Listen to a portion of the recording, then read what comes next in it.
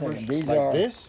Oh yeah. I get them that big. The same. Yeah. Same thing. Same yeah, thing. right, Same yeah. thing. Same so exact you got thing. 75 peppers Yeah. and this, Yeah. which means it goes against all agriculture. Yeah, it does. It does. It does. It does. It does. You got 75. Now we should get in here regularly, 2, right? Yeah. 12 inches apart. I would say we put about 100 seeds in it last year. 100 seeds in this. Yeah. You put 100 seeds in this. Yeah. This young lady, what do you think about that, young lady? How many like, what was your pepper crop? My yield? Yeah. Yield organically was about, I carried about 75, 80 peppers. Hungary, what are those, the California winters? California You winters. carried, can I film you? Yeah.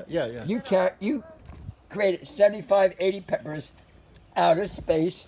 For the Hungarian. For the green peppers, it's more like 50 or 40 around What there. do you think It's about still that, amazing. Chuck? Well, Yeah. that's still amazing. 50 or 40 Okay, green you got peppers them? out of that there. Yeah. Now, listen, I like the way, take a picture of her taking a look at the pot. Okay. Let me show you, give me that pot, please. Okay. Let me tell you This goes why. against all agriculture science. Let me tell you why you're looking at this pot. And people who, these pots are being sold worldwide. We have patents globally on these pots. Wow. But let me tell you the reason why looking at this pot doesn't make a difference. Because the reason why we chose to, you need to focus on the materials. The materials are not designed to develop fungus, mold, or any of that stuff to compete. Anything you put in your pot, even if you spit on it, it competes with the fungus that's in your pot. And you're creating a new atmosphere. This creates a clinical atmosphere for your pot. So don't look at the design. The design is for growing a lot of food. But hidden beneath design is a lot of other factors that you cannot see and anticipate. How water is released in this pot is released without destroying the soil matrix. There's regular water, Regular water. not spigot water.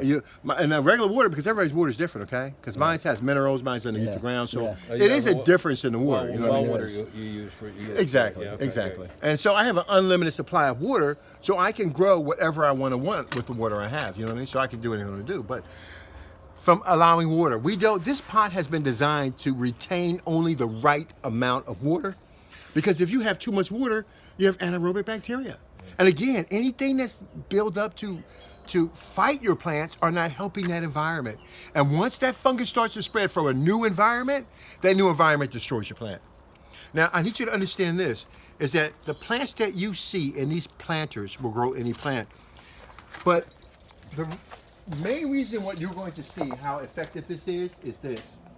When you're growing in fungus and you're controlling the fungus in your environment, the color of your plants change. The taste of your plants change. The scent of your plants change. That's why those who are growing cannabis with seeds that are coming from a different country and it's not working out, because they don't understand the chemistry of the soil. Your soil is an everlasting property. If treated right, it can do anything you want it to do. You came from it. Look at what it did for you. Green beans. Now, this is also green peppers. Now, when I throw these things together like this, okay, I hit them with calcium and I hit them with phosphorus, and we talked about that. Because I need you to understand this. We have to ask ourselves, how is it that this dirt that we have in this pot, which is an impossibility, how is it that dirt with nothing but bark and all this stuff can bring up a living organism? How is that? How is How that? is it? How is it? Huh? How is it? So we have to ask ourselves. That's the way 2 seeds meet. How is it create a baby? How is that possible? So the first thing you have to ask yourself is what is happening. And you have to ask yourself, if I throw fertilizer at it, is that the engine for growth? No, it's not the engine for growth. Because those plants have been growing before we invented fertilizer. So what are we missing here? How do we convert one substance into another substance effectively? Well, if you go to college, they'll tell you that you have to have these nutrients and these vitamins, and plants will behave like this, and you get it where you want it to be.